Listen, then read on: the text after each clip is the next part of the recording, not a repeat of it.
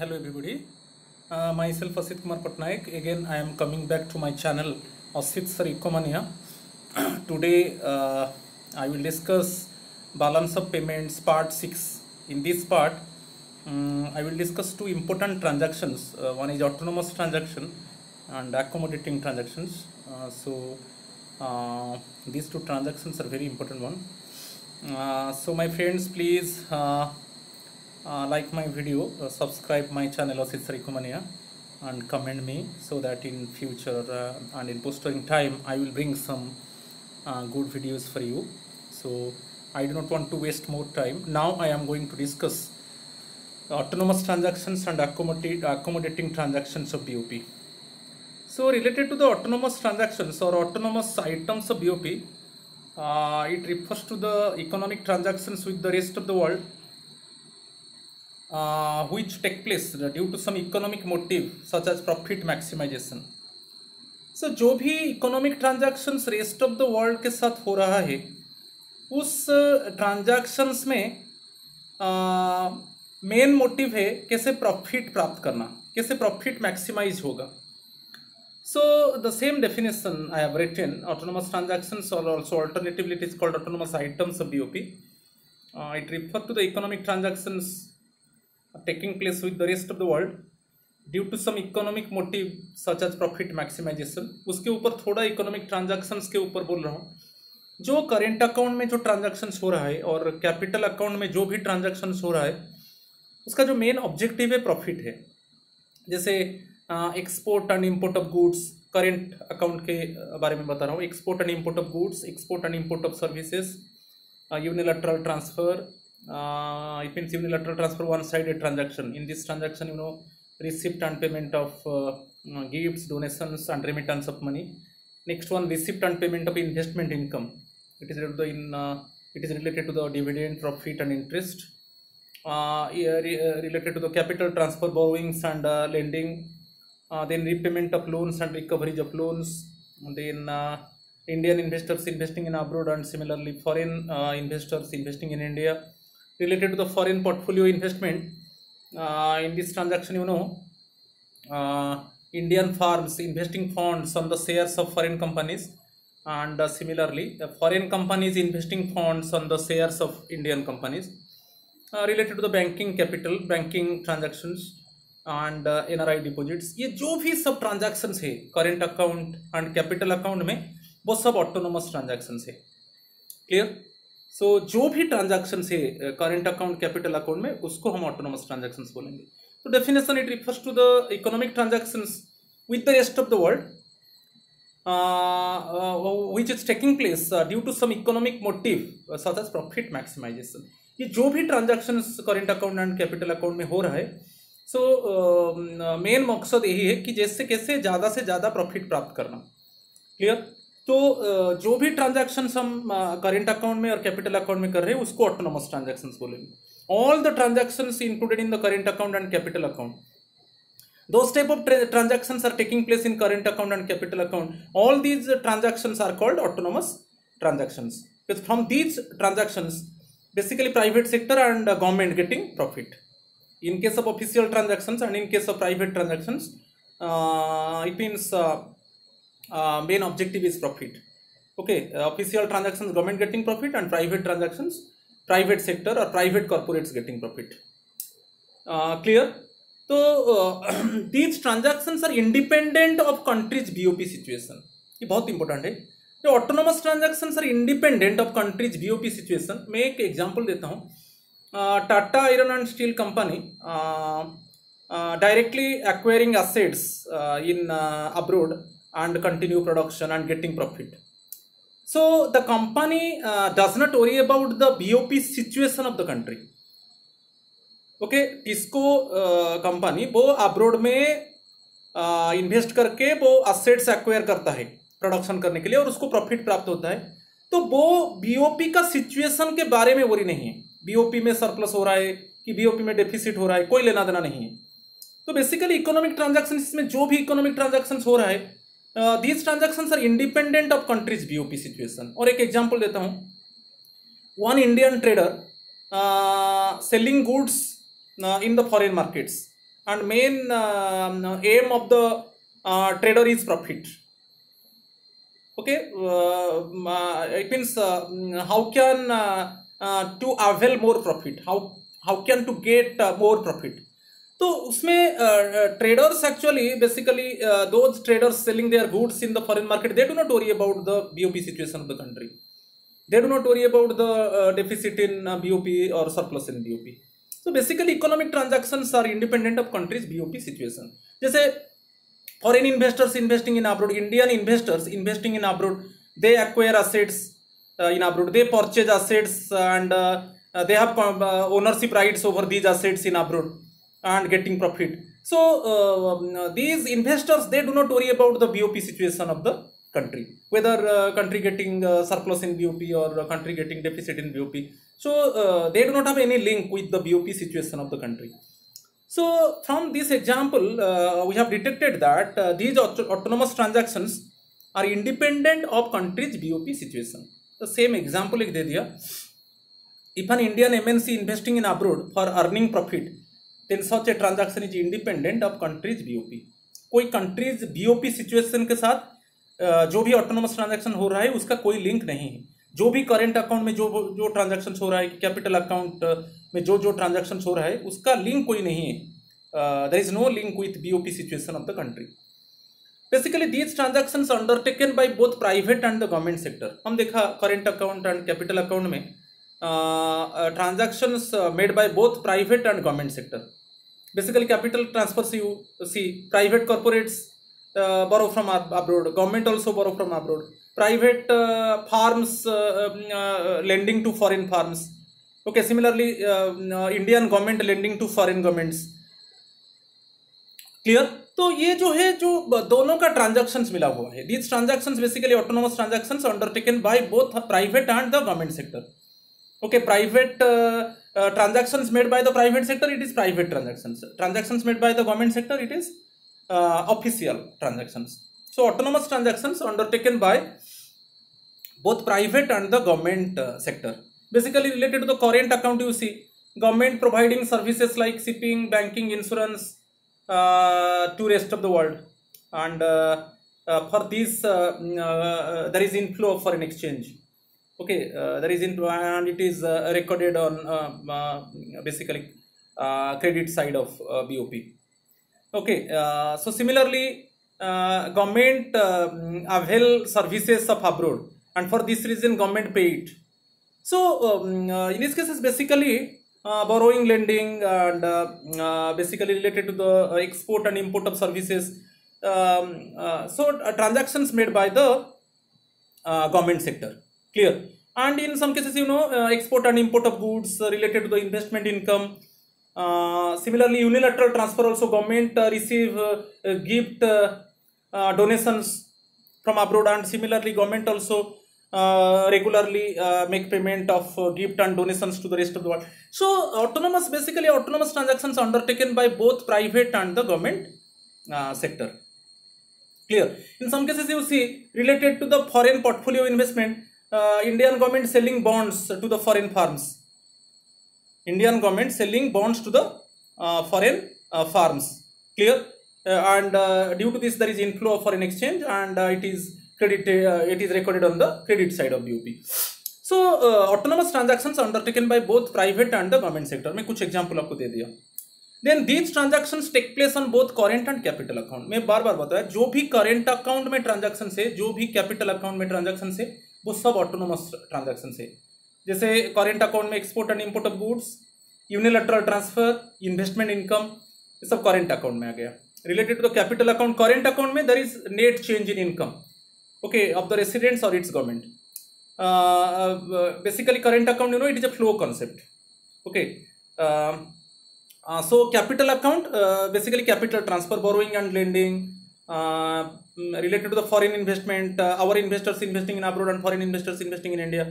So these transactions basically banking capital, it means banking transactions with the rest of the world. So receiving NRI deposits and withdrawal of NRI deposits. So all these transactions made in the capital account. So these autonomous transactions take place on both current account and capital account. Autonomous transactions also known as above the line items, तो उसको थोड़ा मैं clarify करने चाहता हूँ। I want to clarify above the line items. जैसे credit side में क्या क्या इपिन से एंट्री हो गया, हमको जो रिसीव हो रहा है, जो जो आइटम्स के ऊपर हमारा रिसीव हो रहा है वो आइटम, और जो कितना कितना फॉरेन एक्सचेंज हमको रिसीव हो रहा है। वैसे ही डेबिट साइड में कौन सा आइटम में हमको पेमेंट करना पड़ता है।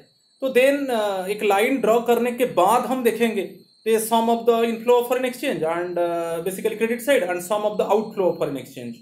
Then we detect the surplus and deficit. Clear? So it means पूरा whole transaction से पूरा transactions के बाद current account का transactions and capital account का transactions के बाद हम देखेंगे कि credit side में हमको कितना receipt हुआ और debit side में हमको कितना payment करना पड़ा। वो सब line के नीचे में होता है। How much inflow of foreign exchange received by the residents or its government, and how much foreign exchange paid to the rest of the world. तो इसलिए अबव द लाइन आइटम्स जो भी करेंट अकाउंट और capital account में transaction हो रहा है वो लाइन के ऊपर रहता है। लाइन के नीचे हम देखेंगे कितना रिसिप्ट हुआ और कितना पेमेंट हुआ। ओके, इसलिए autonomous transactions also known as above the line items, क्योंकि लाइन के बाद सम ऑफ द रिसिप्ट्स हम देखेंगे और सम ऑफ द पेमेंट को देखेंगे। उसके बाद हम एस्टिमेट करेंगे कि हमारा कितना एक्चुअली हम एस्टिमेट करेंगे कि डेफिसिट हुआ कि सरप्लस हुआ। If receipt is more than payment then it is surplus, if receipt is less than payment then it is deficit. तो वो अकोमोडेटिंग, इसके बाद एक ट्रांजैक्शंस के बारे में बताऊंगा, अकोमोडेटिंग ट्रांजैक्शंस में है। तो अबव द लाइन आइटम्स जो भी करेंट अकाउंट में ट्रांजैक्शन हुआ, जो भी कैपिटल अकाउंट में ट्रांजैक्शन हुआ वो अबव द लाइन आइटम्स है, क्योंकि हम क्रेडिट साइड में सब आइटम्स को एंट्री करेंगे और कितना फॉरेन हमको वो आइटम्स में कितना रिसिप्ट हुआ, कितना फॉरेन एक्सचेंज रिसिप्ट हुआ। राइट साइड में डेबिट साइड में हम सब आइटम्स एंट्री करेंगे और हमको कितना पेमेंट करना पड़ेगा। तो ये सब अबव द लाइन आता है। फिर हम लाइन ड्रॉ करने के बाद हम देखेंगे sum of the inflow of foreign exchange and sum of the outflow of foreign exchange. It mean sum of the receipts and sum of the payments. वो लाइन के नीचे में होगा, वो अकोमोडेटिंग ट्रांजैक्शन होगा। तो ये सब ऑटोनोमस ट्रांजैक्शन के बारे में बताया। फिर अकोमोडेटिंग ट्रांजैक्शंस क्या है, अभी पूरा ट्रांजैक्शंस होने के बाद हम देखेंगे बीओपी में डेफिसिट आ रहा है कि सरप्लस आ रहा है। If receipt is more than payment then it is surplus in BOP. If payment is more than receipt then it is deficit in BOP. Clear? तो surplus in BOP it is sum of the inflow of foreign exchange exceeds sum of the outflow of foreign exchange. हम foreign exchange ज्यादा receive कर रहे हैं, कम foreign exchange payment कर रहे हैं, तो it is surplus in BOP. In case of deficit हम देखेंगे कि हमारा सपोज हम डिटेक्ट किया कि payment is more than receipts, it means sum of the outflow of foreign exchange is more than the sum of the inflow of foreign exchange, तो deficit. तो इस अकोमोडेटिंग ट्रांजैक्शंस में क्या है, ये बेसिकली कैपिटल अकाउंट में आता है और ये गवर्नमेंट सेक्टर में है। तो जब सरप्लस डेफिसिट आएगा, ये अकोमोडेटिंग ट्रांजैक्शन से हम क्या करेंगे, उसको बैलेंस करेंगे। Credit side is equal to debit side, receipt side payment side को समान करेंगे।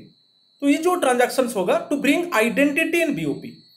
तो एक्चुअली बीओपी को बैलेंस ऑफ पेमेंट को हम बैलेंस में लाएंगे, आइडेंटिटी में लाएंगे। जितना क्रेडिट साइड होगा उतना ही डेबिट साइड होगा, जितना रिसिप्ट करेंगे उतना पेमेंट करेंगे, वो दोनों को समान करेंगे। तो it refers to the transactions that are undertaken to bring identity in BOP, that is to say to cover up the deficit or surplus in BOP. जो deficit है, deficit means हमारा debit side more than credit side, surplus है it is credit side more than debit side. तो surplus deficit को cover up करने के लिए जो ट्रांजैक्शंस हम करेंगे उसको बोलेंगे अकोमोडेटिंग ट्रांजैक्शंस, और उसको अकोमोडेटिंग आइटम्स आगे मैं अच्छे से मैं डिस्कस करूंगा। So now just you remember accommodating transactions, it refers to the transactions that are undertaken to bring identity in BOP, to cover up the deficit or surplus in BOP. It means to bring identity in BOP. तो BOP को कैसे समान किया जाएगा, credit side debit side को हम कैसे समान करेंगे, तो उसको एग्जाम्पल में बताऊंगा। These transactions are undertaken to maintain the balance in BOP account. Basically BOP account disequilibrium position में रहता है, क्योंकि surplus in BOP, disequilibrium means it is either surplus in BOP और डेफिसिट इन बीओपी। तो वो उसको बैलेंस करेंगे। जैसे डेफिसिट है debit side more than credit side, दोनों को समान करेंगे, कि सरप्लस है credit side more than debit side, उसको समान करेंगे। तो these transactions are undertaken to maintain the balance in BOP account, to bring identity in BOP account. Identity कब होगा?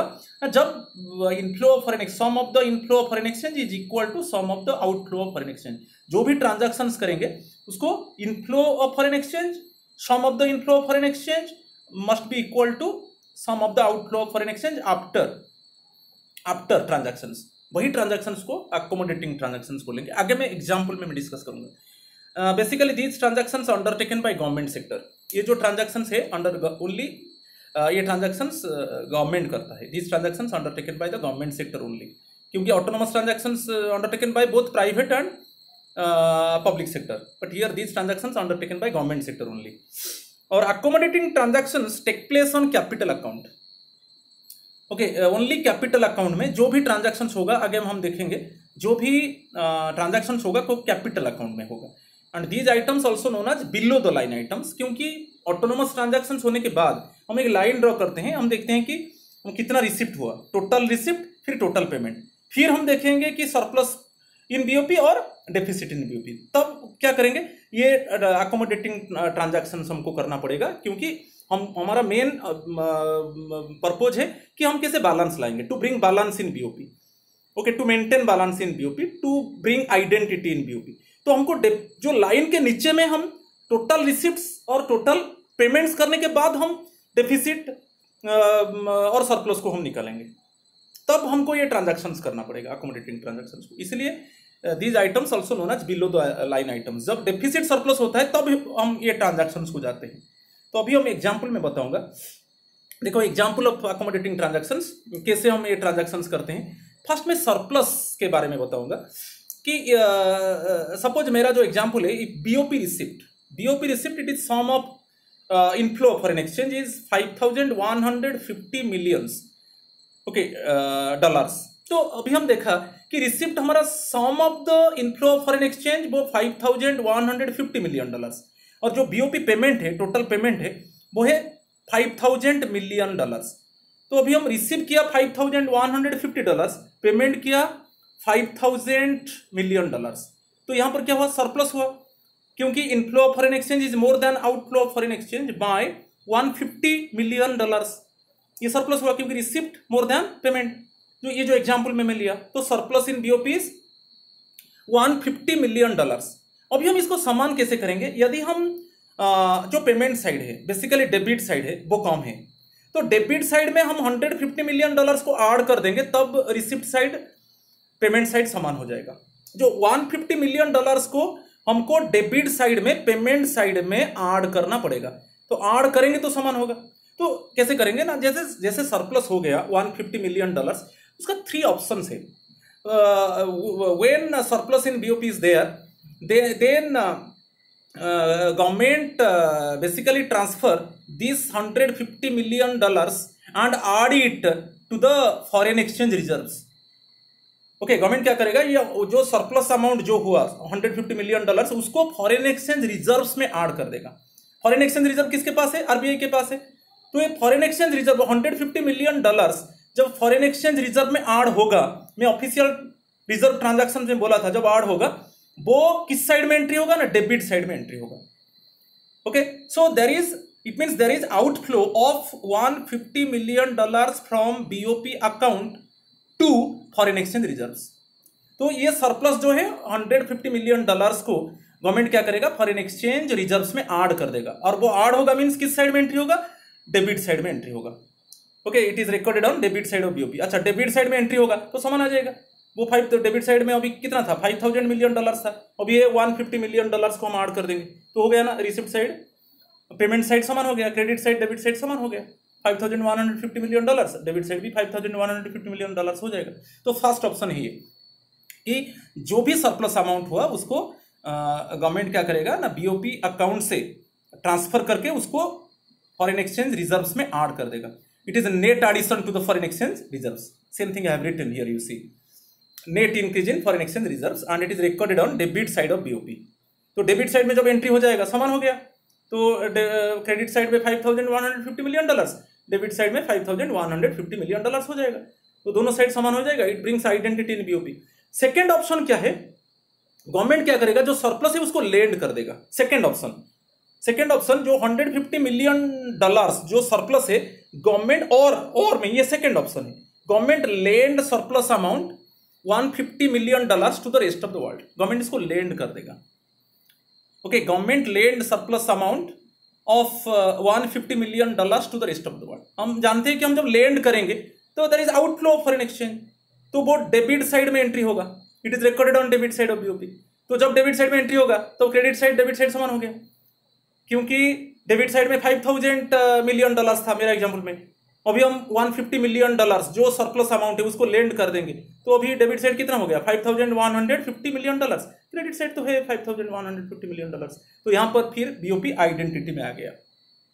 और एक थर्ड ऑप्शन है, सपोज गवर्नमेंट उसको लेंड नहीं किया, थर्ड ऑप्शन क्या है, गवर्नमेंट क्या करेगा, जो सरप्लस अमाउंट है वो गोल्ड परचेज करेगा।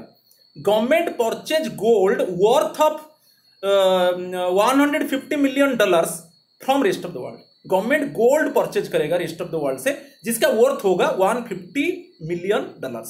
गवर्नमेंट थर्ड ऑप्शन है, government purchase gold worth of surplus amount $150 million from the rest of the world. जब गवर्नमेंट परचेज करेगा गोल्ड तो वो there is outflow foreign exchange, उनको पेमेंट करना पड़ेगा, वो फिर डेबिट साइड में एंट्री हो गया। तो जब $150 मिलियन डेबिट साइड में एंट्री हो जाएगा तो फिर बीओपी आइडेंटिटी आ गया। सो 3 ऑप्शन है सरप्लस होने से। तो ये जो ट्रांजैक्शन, जो 3 ट्रांजैक्शंस के बारे में, वही है accommodating transactions. Basically these transactions undertaken by the government to bring identity in BOP. तो फर्स्ट है, जब सरप्लस, जितना अमाउंट सरप्लस हुआ गवर्नमेंट उसको फॉरेन एक्सचेंज रिजर्व में ऐड करेगा। First option, foreign exchange reserve में ऐड करेगा तब वो डेबिट साइड में एंट्री होगा। सेकंड ऑप्शन क्या है, सपोज ये नहीं किया गवर्नमेंट क्या करेगा सेकंड ऑप्शन में, सपोज फॉरेन एक्सचेंज रिजर्व में उसको ऐड नहीं किया, second option government lend surplus amount to the rest of the world. जो सरप्लस अमाउंट है $150 मिलियन, गवर्नमेंट उसको लेंड कर देगा। लेंडिंग मीन्स वो डेबिट साइड में एंट्री होगा, फिर क्रेडिट साइड डेबिट साइड समान हो जाएगा। सपोज इसको भी गवर्नमेंट नहीं किया। थर्ड चीज क्या है ना, government use the surplus amount for purchasing gold from rest of the world. Government gold purchase किया, जब गोल्ड परचेज करेगा फिर there is outflow of foreign exchange. तो जो गोल्ड परचेज करेगा उसको वर्थ क्या होगा ना, सरप्लस अमाउंट, उसका वर्थ जो होगा, उसका वैल्यू जो होगा वो सरप्लस अमाउंट होगा।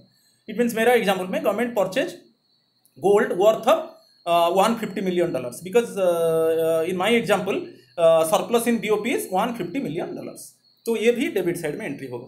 तो ये जो भी 3 ट्रांजैक्शंस, यही है accommodating transactions, and these transactions undertaken by the government, and these transactions basically included in the capital account. क्योंकि उसमें कैपिटल अकाउंट में क्यों इंक्लूड हो रहा है, क्योंकि इसमें असेट और लाइबिलिटी में चेंज हो रहा है। आप देखिए, जब गवर्नमेंट फॉरेन एक्सचेंज रिजर्व में ऐड करेगा सरप्लस अमाउंट को, फॉरेन एक्सचेंज रिजर्व हमारे लिए असेट है, सो it is creation of foreign exchange assets. जब ऐड हुआ $150 मिलियन हमारा सरप्लस अमाउंट, वो है असेट में चेंज हुआ, it means there is increase in foreign exchange assets. Second option, government क्या किया, उसको लेंड किया, सरप्लस अमाउंट को लेंड किया। लेंड करेगा मीन्स अगेंस्ट फॉरेन सिक्योरिटीज, फिर हमारे पास फॉरेन सिक्योरिटीज आया, तो it is creation of foreign exchange assets. Third one, government purchase gold, हमारे पास गोल्ड आया, also gold is an asset ना, so it is increase in what, foreign exchange assets. Foreign exchange assets means easily convertible to foreign exchange. तो इसमें सभी में assets में increase हो रहा है, असेट्स में इंक्रीज हो रहा है। इसीलिए जो अकोमोडेटिंग ट्रांजैक्शंस हुआ, जो ऑप्शन 3 ऑप्शंस में दिया, ये जो अकोमोडेटिंग ट्रांजैक्शंस हुआ, इसमें क्या है, there is increase in foreign exchange assets, okay, of the government. Government का असेट्स इंक्रीज हुआ, तो इसीलिए एक कैपिटल अकाउंट में इंक्लूड होता है। ऊपर में दिखा ना, basically accommodating transactions basically included in the capital account. अभी हम थोड़ा डेफिसिट के ऊपर जाएंगे। सपोज हमारा डेफिसिट हो गया, वही रिसिप्ट है $5,000 मिलियन, हमारा रिसिप्ट हुआ $5,000 मिलियन, मगर पेमेंट हो गया $5,150 मिलियन। तो इसमें पेमेंट रिसिप्ट से कितना ज्यादा है, $150 मिलियन, ओके, पेमेंट रिसिप्ट से ज्यादा है, तो अभी डेफिसिट हो गया। Deficit in BOP is $150 million, क्योंकि पेमेंट रिसिप्ट से कितना ज्यादा है, $150 million. It means outflow of foreign exchange exceeds inflow of foreign exchange bye $150 million. हमको $150 मिलियन ज्यादा पेमेंट करना पड़ा, तो डेफिसिट हो गया। अच्छा, ये डेफिसिट को हम कैसे मीट करेंगे, जब डेफिसिट हो गया $150 million, तो गवर्नमेंट का फर्स्ट ऑप्शन है government withdraw deficit amount from the foreign exchange reserves. Government क्या करेगा, जो फॉरेन एक्सचेंज रिजर्व से $150 million को विथड्रॉ करके वो डेफिसिट को मीट करेगा। जब विथड्रॉ करेगा वो किस साइड में एंट्री होगा, क्रेडिट साइड में, क्योंकि अभी क्रेडिट साइड कम है, डेबिट साइड ज्यादा है। तो डेबिट साइड क्रेडिट साइड से कितना ज्यादा है, $150 million। तो अभी गवर्नमेंट क्या करेगा, ये जो डेफिसिट है $150 million उसको कैसे मीट करेगा ना, गवर्नमेंट फॉरेन एक्सचेंज जो forex reserves, forex it is foreign exchange, okay. तो government withdraw $150 million, it is the deficit amount na, so government withdraw $150 million from foreign exchange reserves to meet the deficit. So it is definitely it is recorded on credit side, okay, it is recorded on credit side of BOP। credit side में include हुआ कि नहीं, जब withdraw करेगा government deficit को meet करने के लिए, तो आया ना, वो क्या करेगा ना, इसमें basically there is transfer of foreign exchange from foreign exchange reserves to BOP account. यहां पर कहां से कहां ट्रांसफर हुआ ना, फॉरेन एक्सचेंज रिजर्व से ट्रांसफर हुआ बीओपी अकाउंट को, तो क्रेडिट साइड में एंट्री हुआ। तो क्रेडिट साइड में जब $150 million एंट्री हो गया, तो उसमें दोनों फिर बीओपी आइडेंटिटी हो गया, बीओपी बैलेंस हो गया, clear. So it brings identity in BOP. So जब गवर्नमेंट $150 million को विथड्रॉ किया, मेरा एग्जांपल में, it is net increase in forex reserves, net decrease in forex reserves. और यहां पर देखेंगे हम लाइबिलिटी एसेट में क्या चेंज हो रहा है, क्योंकि ये कैपिटल अकाउंट में इंक्लूड है। जब हमारा जो foreign exchange reserves are the valuable assets of the country, foreign exchange reserves are the financial assets of the country. जो फॉरेन एक्सचेंज रिजर्व है, जो फॉरेन करेंसीज का रिजर्व है, वो फाइनेंशियल एसेट है। क्योंकि मैं बार बार बताया था, जो फॉरेन एक्सचेंज रिजर्व है ओनली फॉरेन करेंसीज में नहीं है, कुछ पार्ट गोल्ड में है, कुछ पार्ट स्पेशल ड्राइंग राइट्स में है, कुछ part reserve in international monetary fund है, ओनली फॉरेन करेंसीज में नहीं, मगर ज्यादा भाग फॉरेन करेंसीज में। मैं प्रीवियस ऑफिशियल रिजर्व ट्रांजैक्शंस में बताया था, जो फॉरेन एक्सचेंज रिजर्व्स का कुछ पार्ट फॉरेन करेंसीज में है, कुछ पार्ट गोल्ड में है, कुछ पार्ट स्पेशल ड्राइंग राइट्स है। मेरा प्रीवियस वीडियो को आप देखिए, जो ऑफिशियल रिजर्व ट्रांजैक्शन के ऊपर में जो वीडियो लाया था, और it means deposit in IMF international monetary fund में भी हमारा रिजर्व है, ओके। सो यहाँ पर जो विथड्रॉ हुआ, जो $150 million को विथड्रॉ किया गया, तो it means it is reduction of basically foreign exchange assets हमारा कम हो गया ना, क्योंकि हम फॉरेन एक्सचेंज रिजर्व तो था, उससे हम विथड्रॉ कर लिया, हमारा फॉरेन एक्सचेंज रिजर्व कम हो गया। फॉरेन एक्सचेंज रिजर्व कम हुआ means reduction, so foreign exchange reserves are the financial assets of the country, तो हमारा फॉरेन एक्सचेंज एसेट्स में कमी आ गया, ओके। फॉरेन एक्सचेंज क्या चेंज हुआ ना, एसेट्स में कमी आ गया, क्योंकि जो फॉरेन एक्सचेंज रिजर्व है वो फाइनेंशियल एसेट्स है। तो ये जो विथड्रॉ गवर्नमेंट किया डेफिसिट को मीट करने के लिए, वो क्रेडिट साइड में एंट्री हुआ। जब foreign exchange reserves, it is I have written already, net decrease in foreign exchange reserves, net decrease in foreign exchange reserves means reduction in foreign exchange assets. Next में second option क्या है, suppose government क्या करेगा, foreign exchange reserve से withdraw नहीं करेगा, second government borrow करेगा। Government borrow the deficit amount from the rest of the world. जो डेफिसिट अमाउंट $150 million है, गवर्नमेंट उसको बोरो करेगा। अच्छा, गवर्नमेंट बोरो करेगा मीन्स वो किस साइड में एंट्री होगा, क्रेडिट साइड में, क्योंकि रिसिप्ट साइड में $150 million बोरो हुआ means there is inflow of $150 million, there is inflow of $150 million, inflow हो रहा है means it is recorded on credit side of BOP, okay. फिर हम देखेंगे क्या आ रहा है, क्योंकि हम बोरो करेंगे means it is basically increase in foreign exchange liability, it is increase in foreign exchange liability, क्योंकि उसको देना पड़ेगा। Government would be obliged to pay back in future with interest in the form of foreign exchange. Government जो $150 million अभी बोरो किया, उसको future में payment करना पड़ेगा with interest again in the form of dollars. तो ये किसमें हुआ ना, लाइबिलिटी बढ़ गया, it is increase in foreign exchange liability of the government हुआ ना, तो इसलिए कैपिटल अकाउंट में इंक्लूड होता है, ओके। सेकंड ट्रांजैक्शन, गवर्नमेंट बोरो किया डेफिसिट अमाउंट को। सपोज अभी फर्स्ट ऑप्शन हम गवर्नमेंट नहीं चुना, नहीं हम फॉरेन एक्सचेंज रिजर्व से हम विथड्रॉ नहीं करेंगे, कि अभी गवर्नमेंट बोरो नहीं करेगा। थर्ड क्या है, गवर्नमेंट के पास गोल्ड है, गवर्नमेंट गोल्ड को बेचेगा, government selling gold worth of deficit amount. जो $150 million हमारा डेफिसिट है, गवर्नमेंट क्या करेगा, अभी गोल्ड को सेल करेगा। Government selling gold to rest of the world. How much it means gold government now want to sell, it is government selling gold worth of deficit amount $150 million, जो भी gold cell करेगा उससे government को कितना प्राप्त होगा, $150 million प्राप्त होगा। तो आ रहा है 150 गोल्ड को सेल किया रेस्ट ऑफ द वर्ल्ड, जो $150 मिलियन प्राप्त हुआ वो किस साइड में एंट्री होगा, क्रेडिट साइड में। फिर क्रेडिट साइड में एंट्री हो गया means credit side debit side समान हो गया, it is recorded on credit side of BOP. अच्छा, ये होने से क्या हुआ, जब हम गोल्ड को बेच दिया it is reduction of foreign exchange assets, क्योंकि गोल्ड फॉरेन एक्सचेंज एसेट है, क्योंकि इजीली गोल्ड कन्वर्ट में बार बार बताया foreign exchange asset means easily convertible to foreign exchange. कभी भी हम गोल्ड को बेच के हम कोई भी फॉरेन करेंसीज को प्राप्त कर सकते हैं। तो यहां पर क्या हुआ ना, हमारा जो फॉरेन एक्सचेंज एसेट्स है उसमें कमी आ गया। ओके, तो it brings identity in BOP. तो बेसिकली ये जो अकोमोडेटिंग ट्रांजैक्शंस हुआ, surplus it means to cover up the surplus और deficit in BOP, okay, to bring balance, to bring identity in BOP, ये सब अकोमोडेटिंग ट्रांजैक्शंस हुआ। तो बिलो द लाइन आइटम्स इसको कहा जाता है, क्योंकि पूरा ऑटोनोमस ट्रांजैक्शंस होने के बाद हम चेक करेंगे कि कितना रिसिप्ट हुआ, कितना पेमेंट हुआ, तब हम देखेंगे सरप्लस हो रहा है ना डेफिसिट हो रहा है। ओके, सरप्लस में बताया 3 ऑप्शंस बताया, ट्रांजैक्शंस बताया, और डेफिसिट में 3 ट्रांजैक्शंस बताया।